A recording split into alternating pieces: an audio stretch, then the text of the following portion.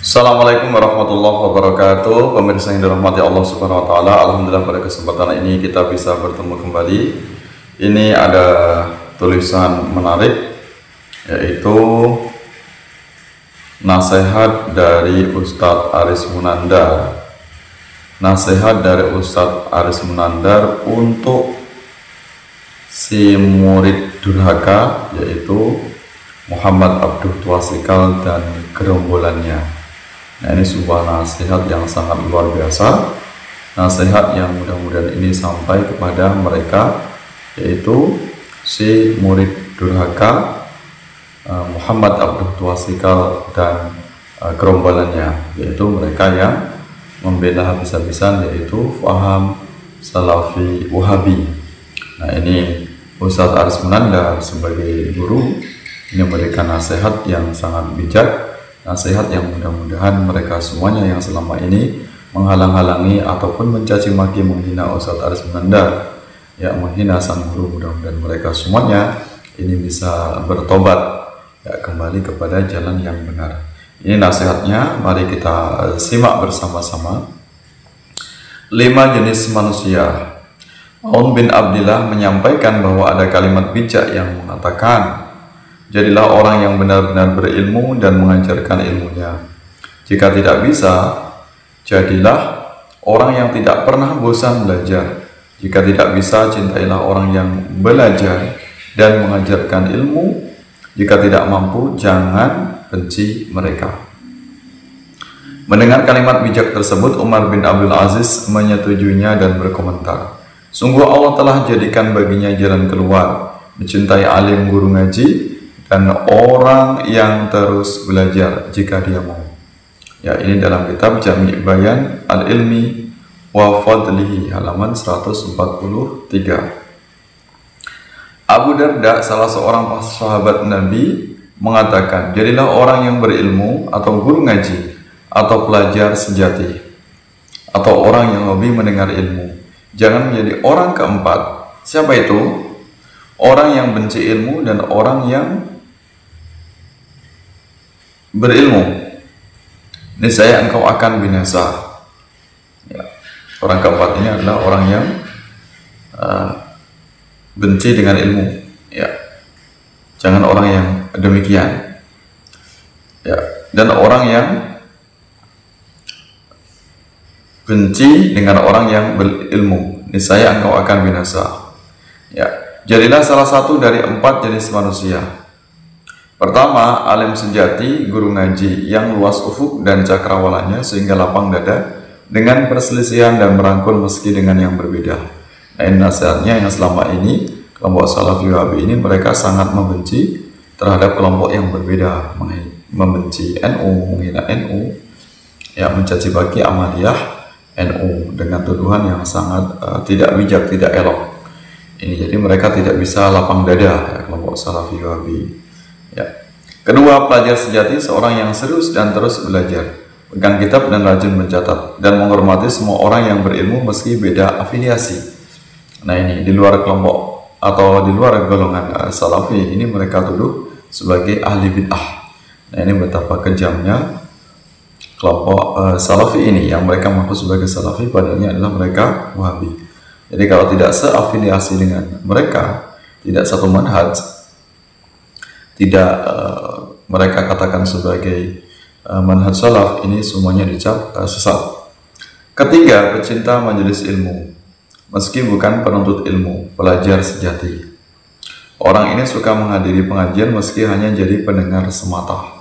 Nah, ini masih mendingan ini mereka yang suka dengan majelis ilmu, tapi mereka hanya ngaji kuping saja. Ya, yang penting ada datang, yang penting dapat pahala. Banyak materi pengajian yang sebenarnya kurang dia pahami, ya, karena keterbatasan ilmu, ya, kurang mudah untuk menyerap ilmu pengetahuan. Tapi demi pahala menuntut ilmu dan bergaul dengan orang-orang yang baik, dia semangat hadir di majelis pengajian. Keempat, pencinta orang yang belajar dan mengajar. Orang ini sibuk bisnis, kerja dan mencari duit, tapi jika ada masalah hidup, dia rajin konsultasi dengan guru ngaji. Orang yang tulen berilmu, Dengan hartanya dia bersemangat membantu dakwah dan kegiatan pendidikan Islam. Nah, ini juga bagus nih. Ya, orang yang mencintai orang yang belajar dan yang mengajar. Jadi mendukung dengan hartanya, mendukung dengan apa yang dia miliki, ya mendukung dengan materinya bagaimana kegiatan pengajian, majelis ilmu ini bisa berjalan lancar. Jadi dia siap untuk menjadi donaturnya atau donasi. Jangan jadi manusia kelima, membenci orang berilmu atau membenci para guru ngaji. Lebih jelek lagi jika ternyata yang begitu dibenci adalah guru sendiri. Nah, ini tepat ini kena, yaitu si murid durhaka, yaitu Abduh Tuasikal dengan gerombolannya. Jadi mereka ini sangat membenci terhadap gurunya. Apa buktinya? Nah, ini sudah panjang lebar disampaikan oleh Ustaz Aris Munandar, dakwahnya dihalang-halangi, kemudian kajiannya juga di boikot atau dilarang. Benci dengan ilmu dan orang yang berilmu ini terlihat salah satunya dari semangat untuk membubarkan pengajian. Padahal pengajian yang dibubarkan itu tidak punya dosa kecuali hanya mengajarkan kebaikan. Jadi majelisnya Ustaz Aris Munandar ini diboikot dan dibubarkan. Jadi beliau dilarang lagi mengisi di majelis ilmu, mengisi di masjid-masjid yang selama ini sudah beliau lakukan secara terus-menerus, secara istiqomah, namun kemudian dihalang-halangi. Nah, ini munafiknya kelompok Salafi Wahabi, mereka mengecap NU misalnya, suka membuarkan pengajian, banser, mereka caci maki, mereka hina. Namun sekarang Allah tampakkan karakter mereka yang lebih mengerikan, lebih hina. Ya, kalau selama ini banser membuarkan kajian Salafi yang selama ini provokatif, ini wajar-wajar saja, karena ada alasannya, yaitu mereka menyebarkan kebencian, menghina amaliyah NU, menghina amaliyah yang tidak sefaham dengan mereka, tidak bisa menerima perbedaan, tidak punya rasa tasamuh atau toleransi. Nah, sedangkan ini mereka, kemunafikan mereka ini, mereka ternyata membubarkan kajian yang satu manhaj hanya karena beda pemahaman. Padahal selama ini Ustaz Aris Munandar ini satu golongan dengan mereka, tapi karena sedikit perbedaan, terjadi perselisihan pendapat, apalagi ini berkaitan dengan hal yang bersifat pribadi atau privat keluarganya Ustaz Aris Munandar. Namun mereka dengan begitu teganya memboikot atau membubarkan kajian Ustaz Aris Munandar. Ini jadi nampaklah mereka ternyata sangat kejam, ya, sangat bengis. Ya, yang satu pemahaman saja mereka bubarkan, ya, mereka intimidasi, yaitu Ustaz Aris Munandar. Karena tidak suka dengan pemateri guru ngaji, maka pengurus masjid diprovokasi untuk membubarkan pengajian yang sudah berjalan bertahun-tahun. Nah, ini betapa sangat menyedihkan sekali, ya. Bahkan sebagiannya umur pengajian tersebut sudah lebih dari 20 tahun. Ya. Nah, inilah kelompok si murid durhaka ini, betapa mereka tidak memiliki adab. Semakin tragis dan miris, ternyata pihak masjid atau panitia pengajian itu lebih percaya provokator daripada dan guru ngaji yang sudah puluhan tahun membersamai. Ya, kasihan, ya, ternyata takmirnya atau panitia pengajian ini diprovokasi oleh kelompok-kelompok pembenci dari Ustaz Aris Munandar, yaitu si murid durhaka dan teman-temannya. Membubarkan pengajian adalah bagian dari dosa merobohkan masjid sebagaimana firman Allah, yang artinya tidak ada orang yang lebih zalim dibandingkan orang yang melarang masjid-masjid Allah untuk digunakan mengingat namanya dan berusaha merobohkan masjid. Quran Surah Al-Baqarah ayat 114. Ar-Razi dalam kitab tafsirnya menjelaskan bahwa merobohkan masjid itu ada dua macam, merobohkan secara fisik dan merobohkan secara abstrak, semisal membubarkan pengajian. Ya, kajiannya dibubarkan, otomatis vakum, tidak ada kegiatan. Kalaupun ada kegiatan, tentu digantikan dengan kelompok lain atau pemateri yang lain, yang tentu ini bisa jadi melenceng dari jalur yang sebenarnya. Ini bahayanya nanti malah jadi provokatif. Usaha untuk merobohkan masjid itu ada bentuk. Pertama, menghalangi orang yang mau mengerjakan sholat, orang yang mau beribadah, dan orang yang biasa ke masjid untuk memasukinya. Tindakan semisal ini tergolong merobohkan masjid. Kedua, dengan menghancurkan dan merobohkan secara fisik atau sir al-kabir atau mafatihul ghaib. Allah berfirman yang artinya, di kota itu, Hijr, kota Nabi Shalih, terdapat 9 orang yang membuat kerusakan di muka bumi dan tidak memperbaikinya. Quran Surat An-Naml ayat 48. Salah satu penjelasan ahli tafsir mengenai makna ayat ini adalah kerusakan yang mereka lakukan adalah hobi mencari-cari kekurangan, kejelekan orang lain dan tidak menutupinya. Tafsir Al-Qurtubi. Karena berbeda pemahaman, akhirnya si murid durhaka yaitu Abduh CS ini menghina atau menjelek-jelekkan gurunya. Jika tidak menutupi kekurangan yang itu nyata adalah kerusakan di muka bumi, apatah lagi fitnah dan tuduhan-tuduhan dusta tanpa bukti. Tentu itu termasuk super kerusakan.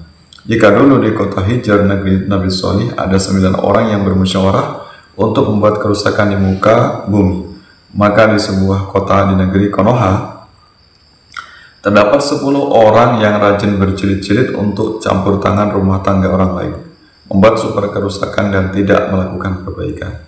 Jadi mereka, si murid durhaka yaitu Muhammad Abdul Twasikal dan gerombolannya ini rapat berkali-kali, yang dikatakan Ustaz Aris Munandar ini rapatnya berjilid-jilid. Jadi 1 orang lawan yaitu 10 orang.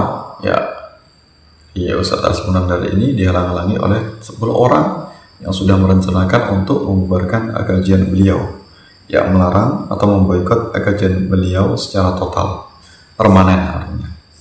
Nah, siapa saja 10 orang ini di posting oleh beliau, yaitu Ustaz Aris Munandar. Di antaranya yaitu yang pertama Muhammad Abdul Twasikal, kemudian Amrullah Akad Hinta. Nah ini ada komplit orangnya.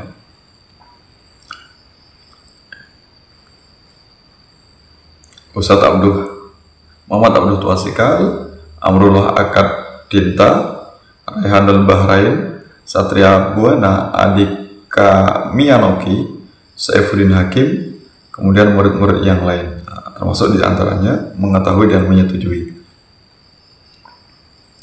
Ustaz Abu Isa Abdullah bin Salam, Afifi Abdul Wadud, Khanif Muslim M. Romlan. Nah ini ada beberapa poin, diantaranya ada ternyata tidak lengkap tapi masuk ke poin yang ke-6. Kami merasa perlu bahwa semua lembaga dakwah yang menghentikan sementara jadwal guru kami, baik daring, online maupun luring, offline sampai batas waktu yang belum bisa ditentukan. Nah ini di boycott. Kami berharap bahwa dengan pernyataan sikap ini guru kami bisa introspeksi diri dan segera kembali. Jadi mereka ini mentahdir gurunya. Jadi dikatakan gurunya ini yang salah. Jadi gurunya ini disuruh introspeksi diri atau muhasabah diri. Nah ini saking buruknya perilaku mereka. Jadi sudah jelas bahwasanya gurunya ini pasti berada di pihak yang salah. Ini kurang adabnya mereka. Jadi rame-rame menyalahkan sang guru.